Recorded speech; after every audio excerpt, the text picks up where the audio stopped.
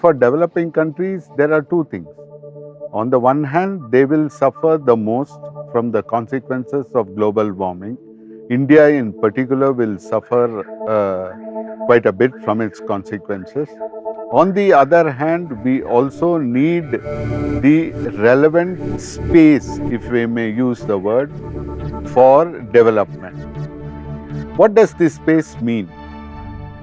Basically, it means that we need to be able to continue emissions of carbon dioxide for some time, because carbon-based fuels continue to be the most cheapest and the readiest means for development of industry, and will always be present when we increase our manufacturing, develop our services, and also develop our infrastructure.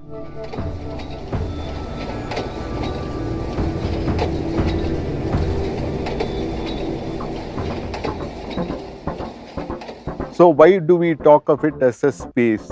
We talk of it as a space because if we take 1850, when the Industrial Revolution began, and if we take a year like say roughly 2050, okay, the amount of carbon dioxide that the world as a whole can emit over this entire period is finite.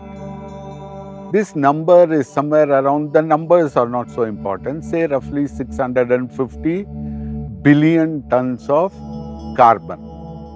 So this is a space. This is a resource, if you want to call it, or you just call it a space, a finite space. Now, the problem is that the developed countries have contributed far more than their fair share. And whichever way you can calculate fair share, there are slightly differing ways of calculating fair share. The most popular one, of course, is to calculate fair share based on a per capita share of this budget based on the population in a particular year. Their share in the population could be fixed if you take 2000 or 1990 as roughly 19 or 20% of the global population, the developed countries. But they have taken up so much of their, more than their share, that from now to 2050, the developing countries cannot even emit their fair share. Forget about emitting more than their share. They cannot even emit their fair share. So, you know, we have an entitlement to carbon space. The developed countries have exceeded their share, and we are somehow trying to maximize what we can get.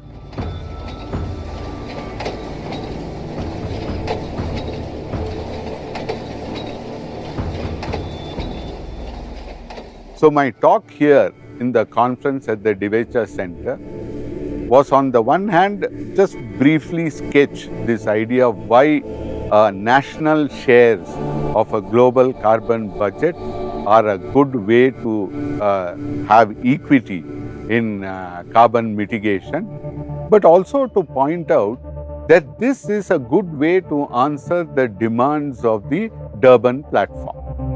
You will recall that the Durban Platform is an agreement where all countries are agreed there must be a global agreement by 2020. Obviously, countries like India think that this should be equitable, so do all developing countries. But nevertheless, this is an agreement which must be adhered to by all countries. So, what is a way to have an agreement covering all countries, where everybody contributes, but everybody contributes a fair share of the effort at reducing greenhouse gas emissions? So our contention, and we have written about this in some detail in various places, is that really that this must be done on the basis of division of a global carbon budget amongst different nations on a per capita cumulative entitlement basis.